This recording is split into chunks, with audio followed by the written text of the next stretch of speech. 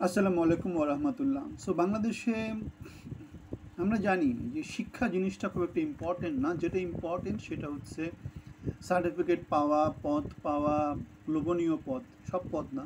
যে কোনো চাকরি তারা করতে চায় না। তারা চায় যে যেখানে উপরি আছে, ঘুষ আছে সে ধরনের চাকরি। সো সেজন্য আমরা দেখতে পাই যে ক্লাস 10 পড়াশোনা করার পরে থেকে লোকজন বিসিএস পরীক্ষা দেওয়ার জন্য হুমড়ি খেয়ে পড়ে। ঢাকা ইউনিভার্সিটিতে প্রথম বর্ষ থেকে বিসিএস প্রিপারেশন শুরু করে।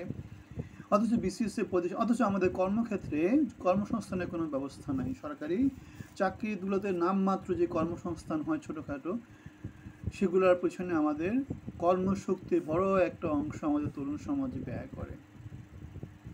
এখন দেশে শুরু হয়েছে কোনো কলেজ থাকবে না, সবাই বিশ্ববিদ্যালয় হবে।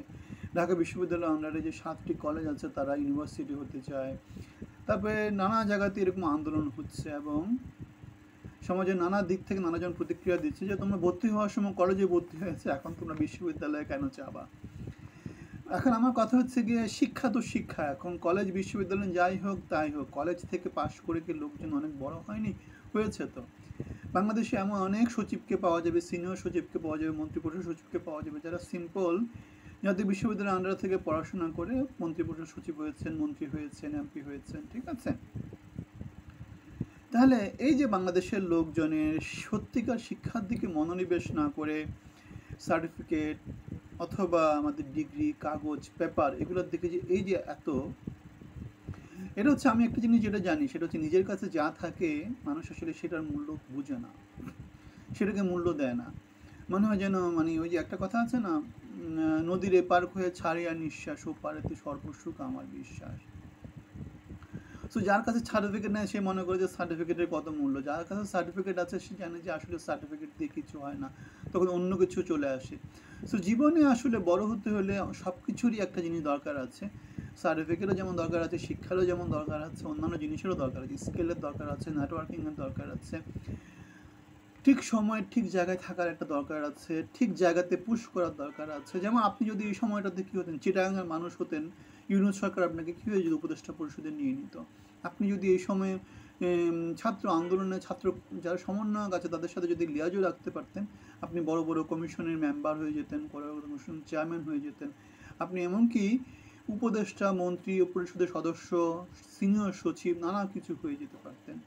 সুতরাং যেটা বলতে চাচ্ছি সেটা হচ্ছে শিক্ষা খুব একটা গুরুত্বপূর্ণ না, যেটা গুরুত্বপূর্ণ সেটা হচ্ছে গিয়ে আপনি ঠিক সময়ে ঠিক জায়গাতে থাকা, ঠিক লোকের সাথে ঠিক রিলেশনশিপ মেনটেন করা। তো হাই স্কুল প্রতিষ্ঠার 10 বছর পর সেটার নাম হবে কলেজ, কলেজ প্রতিষ্ঠার 10 বছর পর, 20 বছর পর সেটা হবে বিশ্ববিদ্যালয়। এরকম একটা অটোপাস সিস্টেম যদি বাংলাদেশে থাকতো, তাহলে বাংলাদেশে এই যে সবসময় যে ক্যাচালগুলো লেগে থাকে যে কলেজকে বিশ্ববিদ্যালয় করার জন্য আন্দোলন করতে হবে, বিশ্ববিদ্যালয়কে আবার মনে করেন যে মহা বিশ্ববিদ্যালয় করার আন্দোলন বাংলাদেশে চলতে থাকে। এই জিনিসগুলো মোটামুটিভাবে সরকারের আসলে বন্ধ করা উচিত, এবং সরকারের উচিত হচ্ছে কি নীতিগত দিক থেকে বাংলাদেশে এখন বিশ্ববিদ্যালয় কম নাই, অনেক বিশ্ববিদ্যালয় আছে, সেই সমস্ত বিশ্ববিদ্যালয়ের রিসোর্সটা বাড়ানোর চেষ্টা করা উচিত, এবং বাংলাদেশের যে জনসম্পদ তাদেরকে সত্যিকার শিক্ষিত করার চেষ্টা করা উচিত, এবং কারিকুলামটাকে ইমপ্রুভ করার চেষ্টা করা উচিত। শিক্ষকদের নিয়োগ, পদোন্নতি এবং উন্নতি করার জন্য যে ব্যবস্থাগুলো সেগুলোতে মনোনিবেশ করা উচিত। অনেক বছর তো হলো, স্বাধীনতার 55 বছর পরেও যদি এভাবে কেওয়াসের মধ্য দিয়ে দেশ চলতে থাকে, শুধু কথার উপর দিয়ে যদি দেশ চালানো হয়, তাহলে বাংলাদেশের আসলে আর কিছুই হবে না। আপনি ভিন্ন মত থাকলে জানাবেন। ভালো থাকবেন, ধন্যবাদ।